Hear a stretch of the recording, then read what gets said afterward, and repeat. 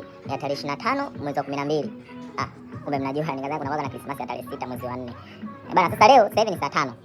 Nilikuwa nataka tupike pilau leo hapa, mimi na nyie tupike tule. Nipo huko lakini tule wote. Nitakushirikisha. Ushasikia gari ile akwambia, "Nirushie kuku kwenye simu." Ndio leo. Sasa tukachukue kuku hapa, tukachukue maini, tukachukue mbuzi, tukachukue ng'ombe, tupike pilau, tupike biriani, tupike bata. Yaani leo ngoja niangalie bajeti yangu kwanza hapa. Bajeti. Bana, na 10 ili hapa ili.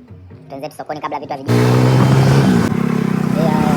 Tupo zetu sokoni, nikachukua kwanza viazi vya hapa hivi kisado jero kwa mwanangu, nikachukua moja kwa moja tukafika mpaka chimbo hapa la kuku. Bana, ile chimbo anauza kuku mmoja shilingi 700. Nikachukua zangu kuku wangu wawili, nikaja hapa chimbo la nyanya, hapa nyanya kisado jero, nikachukua sado la nyanya mbichi kwa ajili ya kachumbari na mafuta mengine. Ile hapo soko kama kawaida ilivyoshona, nikachukua yangu maembe 300. Ile chimbo bwana wanauza nyama kilo buku. Nikachukua zangu kilo 2 nini, nikachukua zangu ndizi hapa, nikarudia kuku wangu wale vipi mkubwa kama kawaida leo.